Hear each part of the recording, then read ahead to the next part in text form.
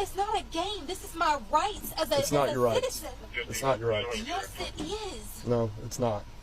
You're in the state of Florida. The state of Florida requires you to have a driver's license to operate a motor vehicle. Sir, it doesn't matter what state I'm in. See, that's your problem, is you say it doesn't matter, but it does. In this control country, in my it does. car. I don't care about what laws you say you have. You should care about the I laws and the don't. rights But of citizens. You're a we know peace your officer. rights. We know your rights. No, you don't don't. know your rights. Yes, no, I do. you don't. Yes, I do. Because if you knew your rights, you knew, or you would know, and should know, that you must have a driver's license to operate a motor vehicle. Another First Amendment right would be the right to travel freely unencumbered. See, no state can require you to have a license to travel freely unencumbered, and we'll go into that and show you how that is taken care of. Okay? Marbury versus Madison. It's recorded in Volume 5, page 137. So this is one of the leading cases in the history of the United States of America. The opinion of the court was given by the Honorable Judge John Marshall, Chief Justice of the Supreme Court. His opinion was, anything that is in conflict is null and void of law. Clearly, he said that for a secondary law to come in conflict with the supreme law was illogical. For certainly the supreme law would prevail over all other law, and certainly our forefathers had intended that the supreme law would be the basis of all law. And for any law to come in conflict would be null and void of law. It would bear no power to enforce, it would bear no obligation to obey, it would purport to settle as if it never existed, for unconstitutionality would date from the enactment of such a law, not from the date so branded in an open court of law. No courts are bound to uphold it, and no citizens are bound to obey it.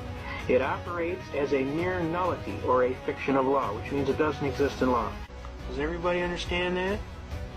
They're telling the judge, you got to rule in favor of the Constitution. And if you know your Constitution, whose favor are they going to rule in? Yours. But you have to have enough hair on your tail feather to walk in there and say, hey, I'm an American. I have a constitutional right. That right shall not be infringed. And you're infringing. And I'm asking you not to do that, because it's not nice. I'm asking the judge to do his duty under a sworn oath of office and uphold the United States Constitution as he swore he would under Article 11, Paragraph 1 in this state, which says that he shall swear to protect and defend the Constitution from all enemies, foreign and domestic, and he will perform his duties to the best of his ability, so help him God. And then I tell him there's 3 floors of this place, just like this, filled to the brim with books and books. And did you know that in every one of those cases, this little book right here, this one right here, folks, controls every single book in that law library. Every single one.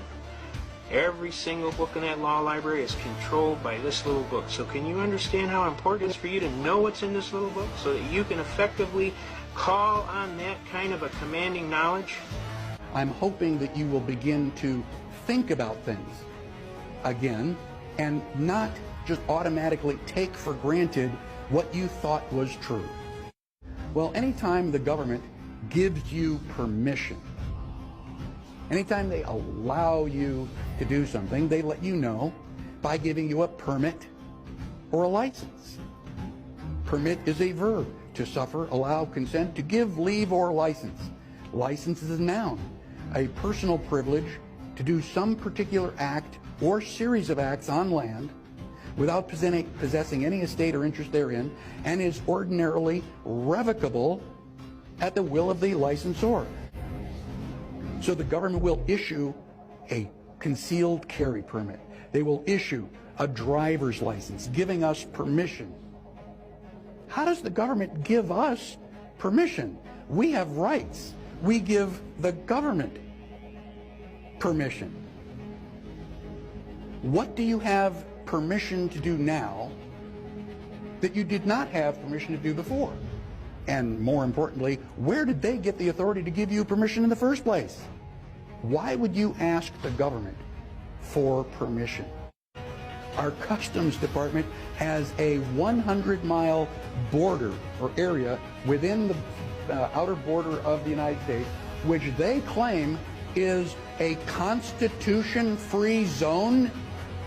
I cannot comprehend anywhere where the Constitution can be suspended. What, for political expediency? It is as easy for me to understand a Constitution-free zone as it is for me to understand a four-sided triangle. It doesn't exist. This is a fallacy of somebody's mind. The Constitution that I support reaches all the way to the border. And there is no Constitution-free zone. At least no legitimate Constitution-free zone. So what is the solution to the problem? Well, the problem is really large, but the very first thing that we need to do is to memorize the Bill of Rights. How can you defend your rights or anybody else's rights if you don't know what they are?